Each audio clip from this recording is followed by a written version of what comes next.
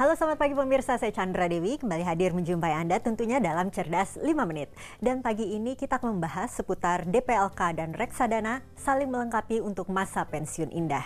Dan bersama saya di studio Metro Manulife saat ini saya telah ditemani oleh Bapak Nur Hasan Kurniawan atau Pak Nanang, Chief Employee Benefits dari Manulife Indonesia. Selamat pagi Pak Nanang. Pagi Mbak Andra. Langsung saja Pak, barangkali pertama dulu yang dimaksud DPLK itu apa ya Pak ya? Keuntungannya apa? Keuntungannya DPLK. Jadi DPLK itu singkatan Mbak Andra adalah dana pensiun lembaga keuangan.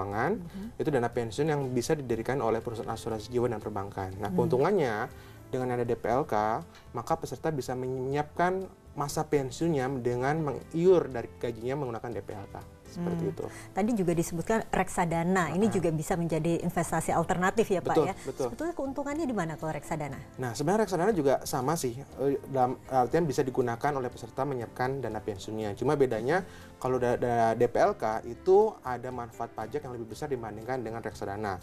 Namun kalau kita bicara dana pensiun, maka akan diambil manfaat pajaknya terasa pada saat pada masa peserta masuk usia pensiun. Sementara reksadana ini memang dari sisi perpajakannya lebih kecil dibandingkan DPLK, namun ini bisa diambil kapan saja, Mbak Andra. Kalau DPLK tidak bisa diambil kapan saja? Bisa diambil kapan saja, cuma manfaat pajaknya baru terasa pada saat dia pensiun. Jadi memang dari pemerintah memberikan beberapa manfaat dari pajak DPLK, namun baru terasa pada saat dia pensiun. Oke, nah ini setelah dihitung-hitung barangkali dari pemirsa di rumah ya. Betul. Ini sepertinya DPLK yang diberikan perusahaan tidak cukup. Lalu bagaimana kalau begitu Pak Nanang kiranya? Apakah kita harus menambah reksadana kita atau bagaimana ini untuk melengkapi supaya kita menikmati masa pensiun dengan tenang? Oke, tentunya gini Mbak Andra, pada saat kita terima gaji tentunya kita harus sisihkan mana untuk kebutuhan sehari-hari, terus mana kebutuhan untuk membayar hutang produktif.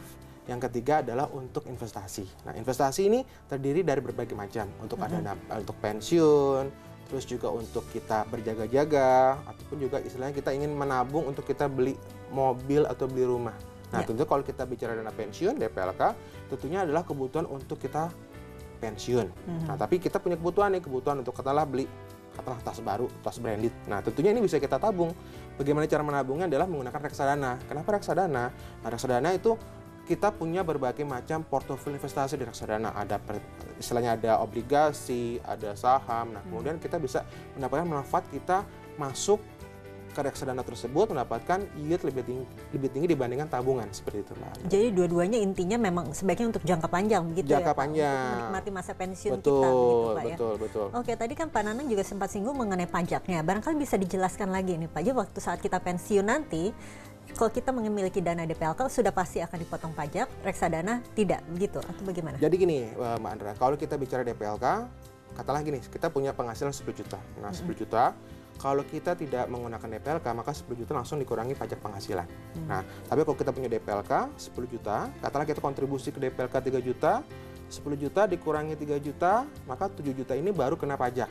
Nah, 3 juta itu masuk ke DPLK, investasinya bebas pajak, namun pada saat kita mengambil manfaat pensiun itu akan dikenakan pajak jika jumlah dana pensiun di atas 50 juta, kita kena pajak 5%. Nah, sementara kalau kita bicara reksadana, katakanlah gajinya 10 juta nih Mbak Andra ya, 10 juta, dikurangi dulu pajak penghasilan, katakanlah pajak penghasilannya 2 juta, jadi kita terima gaji net kurang pajak 8 juta. 8 juta itu baru kemudian kita kurangi ke reksadana. Jadi ada pajak penghasilan tuh di dalamnya Mbak Andra. Nah, kemudian pada saat kita investasikan, tentunya reksadana ada pajak investasi yang ada di reksadana. Namun pada saat kita ambil reksadana tersebut bebas pajak. Nah, Oke, itu perbedaannya ya, kapannya yang dikenakan pajaknya ya Pak ya. Tapi jadi pastinya reksadana dan DPLK ini keduanya bisa dimanfaatkan untuk menyiapkan dana pensiun ya Pak. Ya, yang terbaik yang mana dok? Yang jelas dua-duanya jadi andalan bagi peserta untuk menyiapkan dana pensiunnya dan juga untuk menabung pada saat dia usia tua, seperti itu. Oke, apakah harus berjalan beriringan atau bagaimana ini Pak? Sebaiknya punya dua Mbak Andra. Untuk yang jangka panjang gunakan dana pensiun DPLK, sementara untuk jangka menengah gunakan reksadana. Oke, baiklah, terima kasih ya Pak Nanang atas waktu dan informasinya. Dan pemirsa, demikianlah Cerdas 5 Menit Cerdas Finansial untuk episode kali ini. Saya Chandra Dewi, terima kasih dan sampai jumpa.